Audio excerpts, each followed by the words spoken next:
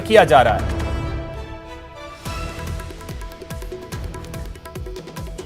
और कोरोना पर नई गाइडलाइन जारी। इस वक्त की बड़ी खबर आपको बता दें, गृह विभाग ने नई गाइडलाइन जारी की है कोरोना को लेकर। इस वक्त की बड़ी खबर आपको बता दें, गृह विभाग ने गाइडलाइंस एक बार फिर से रिवाइज की हैं और गाइडलाइंस एक बार फिर से जारी की गई हैं। दिनेश हमारे सहयोगी अधिक जानकारी के साथ जुड़ गए। दिनेश, क्या जानकारी है? गाइडलाइन में क्या कुछ नई चीजें हैं? बिल्कुल, देखिए नई गाइडलाइन आज जारी हो गई है अभिषेक, और सबसे बड़ी बात यह है कि 12वीं तक की शैक्षणिक गतिविधियां जो है वो बंद कर दी गई है। राज्य के सभी नगर निगम और नगर पालिका क्षेत्र में 30 जनवरी तक जो है वो शैक्षणिक गतिविधियां बंद, 12वीं तक की स्कूलें जो है वो बंद रहेंगी। इसके साथ ही कोचिंग गतिविधियां जो है वो बंद रहेंगी और ऑनलाइन जो गतिविधियां हैं वो जारी रहेंगी। तो ये बड़ी खबर है। देखिए, इसके साथ ही और भी कई जो है वो प्रावधान इस नई गाइडलाइन में किए गए हैं। समारोह आयोजन के संबंध में देखिए, विवाह समारोह में अधिकतम 100 जो है वो लोग जो है वो शामिल हो सकेंगे, लेकिन नगर निगम नगर पालिका क्षेत्रों में 30 जनवरी तक जो है वो 50 लोग, यानी आधे कर दिए गए हैं। लोग जो है वो 50 ही शामिल हो सकेंगे नगर निगम और नगर पालिका क्षेत्रों में। देखिए, शहरी क्षेत्रों में ज्यादा केसेस सामने आ रहे हैं, इसी के चलते ये निर्णय लिए गए हैं। और बड़ी खबर ये कि नगर निगम और नगर पालिका क्षेत्रों में अब 30 जनवरी तक केवल 50 लोग ही जो है वो शामिल हो सकेंगे और शादी समारोह में अधिकतम 100 लोग जो है वो शामिल हो सकेंगे। अगर दूसरे क्षेत्रों की अगर बात की जाए तो इसमें जो है बैंड बाजा वादकों को ये अलग रखा गया है।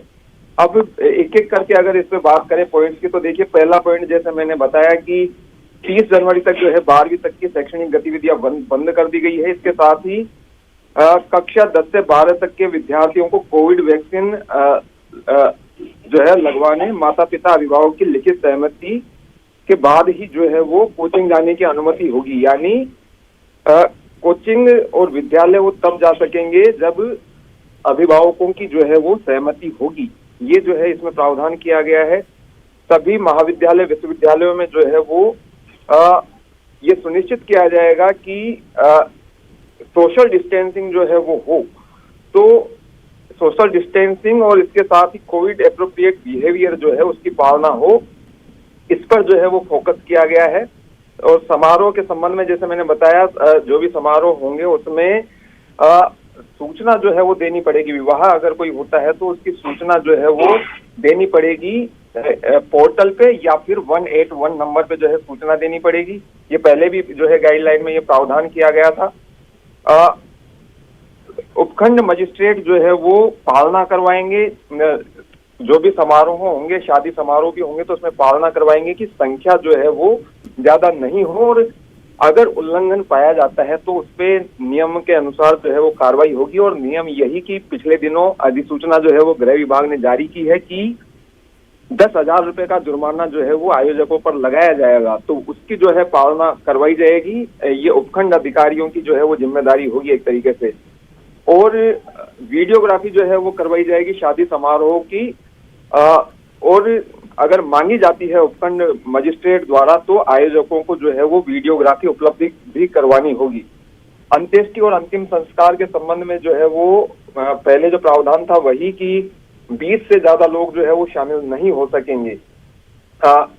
इसके साथ जो ये कहा गया है कि जिस तरीके से शादी समारोह में नगर निगम और नगर पालिका क्षेत्रों में संख्या 50 तक सीमित कर दी गई है 30 जनवरी तक, उसी तरीके से जो भी सार्वजनिक, सामाजिक, राजनीतिक, खेलकूद संबंधी आयोजन है, मनोरंजन, शैक्षणिक, सांस्कृतिक और धार्मिक समारोह, सभा हो, रैली हो, धरना प्रदर्शन हो, जुलूस, मेले, इन सभी जो आयोजन है इनमें 50 से ज्यादा लोग शामिल नहीं हो सकेंगे। पहले जो 100 की छूट दी गई थी उसे अब और सीमित कर दिया गया है।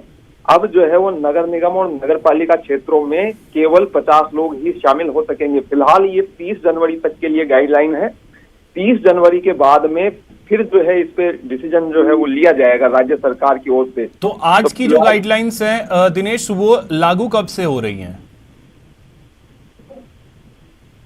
देखिए बिल्कुल ये जो है गाइडलाइन अभी क्योंकि जारी हुई है और देखिए पहले मैं दूसरे एक बार जो प्रावधान है, क्योंकि और भी कुछ महत्वपूर्ण प्रावधान जी जो है बताइए। गाइडलाइन और कुछ महत्वपूर्ण प्रावधान ये कि सभी धार्मिक स्थल जो है वो सुबह 6 बजे से रात 8 बजे तक जो है वो खुल सकेंगे। यानी अब मंदिरों में या किसी भी धार्मिक स्थल में जो है अगर दर्शनार्थी जाना चाहते हैं, श्रद्धालु दर्शन करना चाहते हैं तो सुबह 6 बजे से रात 8 बजे तक ही जो है वो दर्शन कर सकेंगे और उसके लिए भी कोविड प्रोटोकॉल की जो है वो पूरी तरीके से पालना करनी पड़ेगी। पहले जो प्रावधान किया था फूल माला प्रसाद चादर या पूजा सामग्री ये जो है ले जाने पे अभी भी प्रतिबंध रहेगा। इसके साथ ही 13 जनवरी को लोहड़ी है, 14 जनवरी को मकर संक्रांति है, तो ये अपेक्षा की गई है राज्य सरकार की ओर से कि घर पर ही रहकर त्योहार मनाए लोग जो है, तो ये अपेक्षा की गई है और परामर्श ये दिया गया है सभी लोगों को, प्रदेशवासियों को कि घर पर ही रहकर त्योहार मनाए। ये जो गाइडलाइन है कोविड एप्रोप्रिएट बिहेवियर की पालना करवाने के लिए जिला कलेक्टर की अध्यक्षता में जो है वो समितियां जो गठित की गई है वो जो है वो पालना उसकी करवाएगी। इसके साथ ही व्यावसायिक गतिविधियों के संबंध में भी कुछ प्रावधान किए गए हैं। उसकी अगर बात की जाए तो रेस्टोरेंट और क्लबों द्वारा होम डिलीवरी की सुविधा जो है वो 24 घंटे जारी रहेगी। ये पहले भी प्रावधान था, लेकिन बिठाकर जो है वो खिलाने की सुविधा ये बैठक व्यवस्था का 50% यानी जितनी क्षमता है रेस्टोरेंट की उसके 50% क्षमता में ही ये संचालित हो सकेगी और रात 10 बजे तक जो है वो रेस्टोरेंट जो है वो चल सकेंगे और वहां भी कोविड जो प्रोटोकॉल है उसकी पालना करवानी पड़ेगी। इसके साथ ही सिनेमा हॉल, थिएटर, मल्टीप्लेक्स आदि जो है ये 50% क्षमता के साथ रात 8 बजे तक खुल सकेंगे और दोनों खुराक जो है वैक्सीन की वो जरूरी है इसके लिए। इसके साथ ही देखिए दूसरी अगर बात की जाए तो सभी जो दुकानें हैं, शॉपिंग मॉल्स हैं या दूसरे व्यावसायिक व्यापारिक प्रतिष्ठान हैं, ये रात 8 बजे तक जो है वो खुल सकेंगे। देखिए अब ये जो है वो बाजार के खुलने का समय एक तरीके से कम कर दिया गया है। दुकानें जो भी हैं वो रात 8 बजे तक ही खुल सकेगी, रेस्टोरेंट 10 बजे तक खुल सकेंगे, लेकिन दुकानें जो है वो यानी बाजार जो है वो रात 8 बजे तक खुल सकेंगे। तो ये व्यावसायिक गतिविधियों में एक जो है वो सीमा निर्धारित कर दी गई है।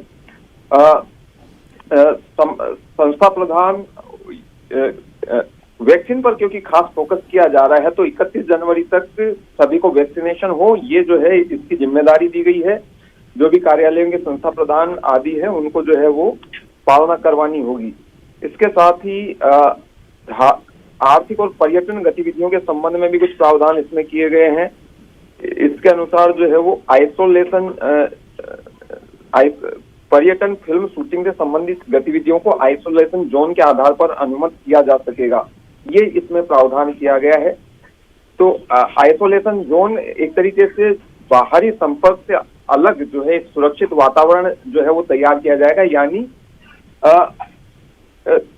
आइसोलेशन के साथ जो है ये गतिविधियां एक तरीके से संचालित हो सकेगी।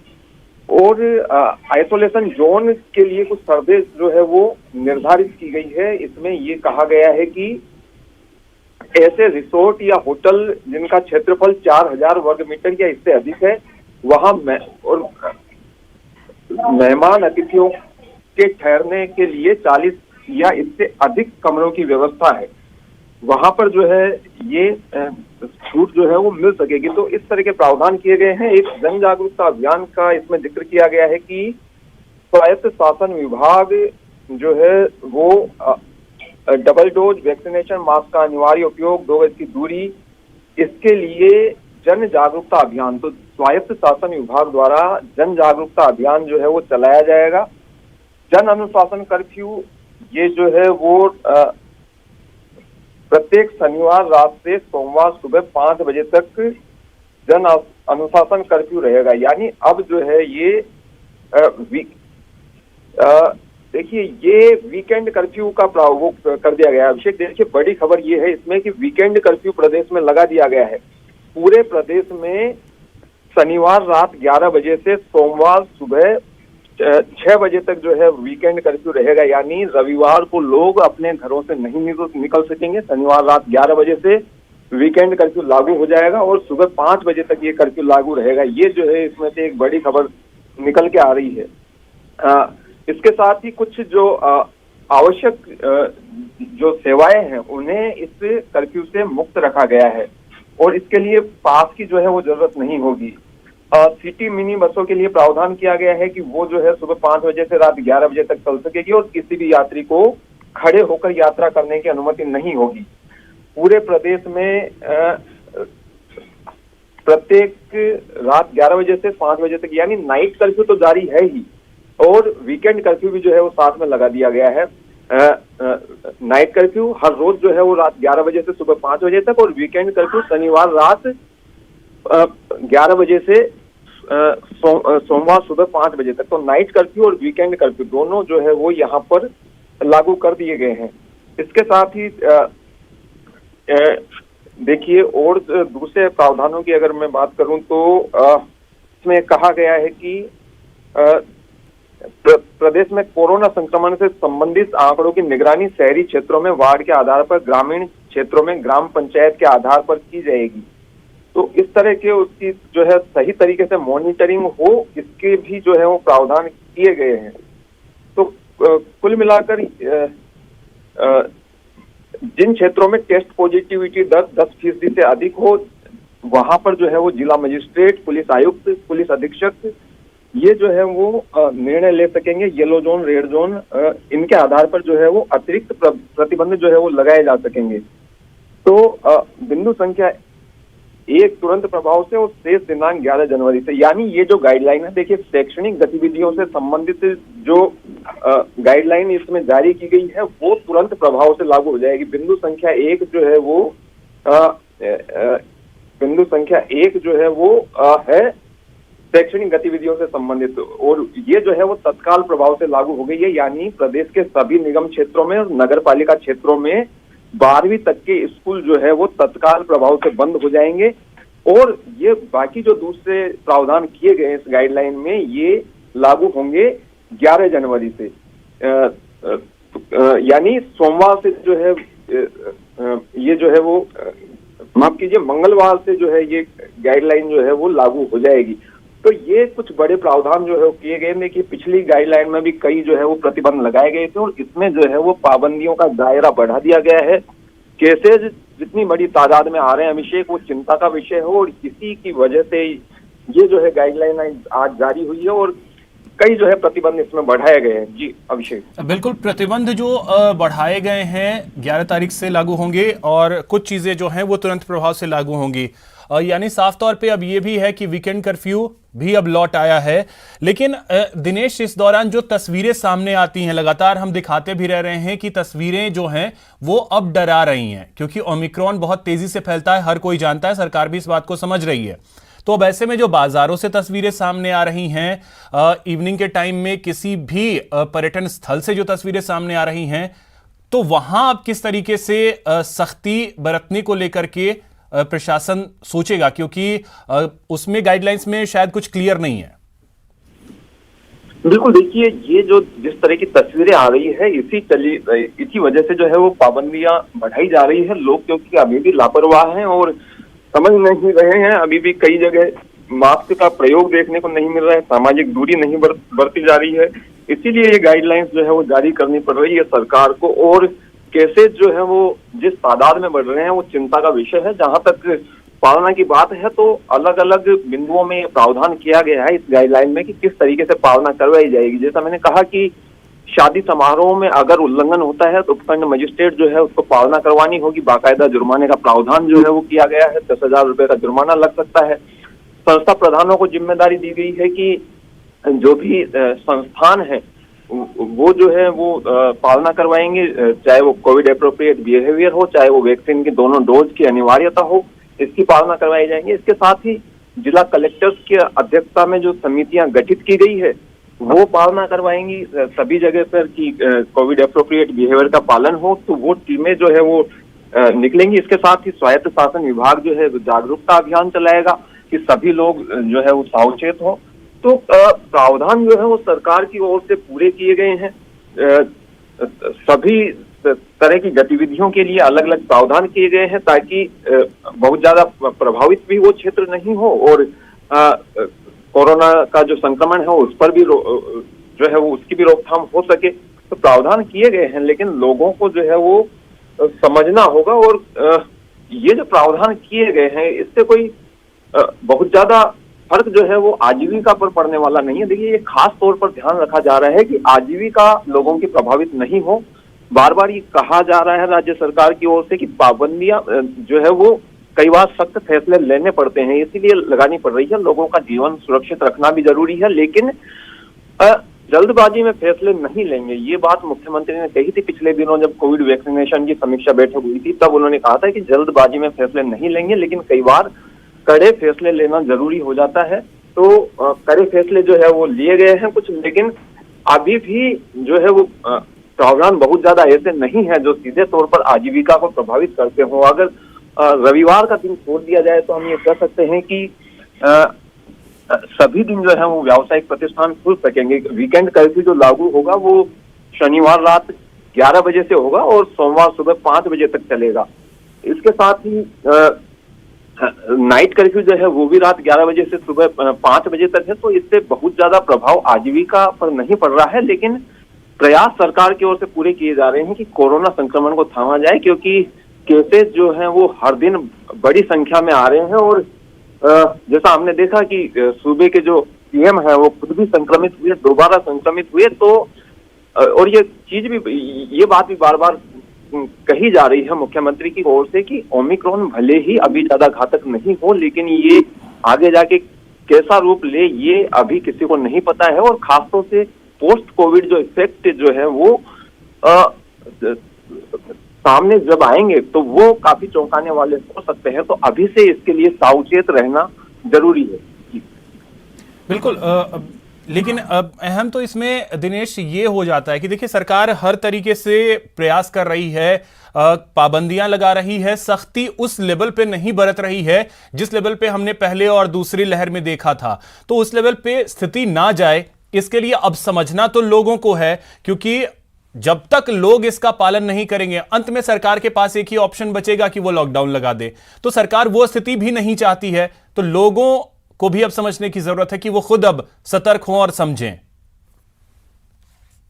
बिल्कुल, देखिए, सब कुछ जो है वो लोगों पे डिपेंड करता है। सरकार जो है अभियान चला सकती है, जागरूकता फैला सकती है, इन्वॉल्व किया जा रहा है अलग तरीके से, चाहे वो पूरी मशीनरी हो सरकारी, वो जागरूक करने में जुटी है। एनजीओ को शामिल किया जा रहा है, धर्म गुरुओं को शामिल किया जा रहा है, जनप्रतिनिधियों का सहयोग लिया जा रहा है। तरह तरह से जो है वो जागरूकता फैलाने के प्रयास किए जा रहे हैं। और अब क्योंकि अब कोरोना वायरस नया नहीं है, 2 साल जो है हमें इससे जूझते हुए हो गए हैं और लोग जानते हैं कि कितना प्रभावित ये कर सकता है। खासतौर से दूसरी लहर में हमने जिस तरीके से देखा था कि पूरी तरीके से जो है वो एक तरीके से पूरा प्रदेश जो है वो, पूरा प्रदेश नहीं दिनेश कहें, पूरा देश की स्थिति क्या थी, हर किसी ने उसे देखा और कोई नहीं चाहता कि वो दौर फिर लौटे। इसी वजह से लोगों को भी समझना होगा। बहुत शुक्रिया दिनेश आपका तमाम जानकारी के लिए। पूरे विस्तार से आपने बताया कि क्या कुछ गाइडलाइंस में बातें हैं, किस तरीके से अब वीकेंड कर्फ्यू रविवार को लौट आया है। इसके अलावा जो शैक्षणिक गतिविधियां हैं उस पर भी पाबंदियां बढ़ाई गई हैं। तो उम्मीद करेंगे कि लोग भी इन गाइडलाइंस को फॉलो करेंगे और कोरोना को हराने में आगे एक कदम बढ़ाएंगे। बहुत शुक्रिया दिनेश आपका।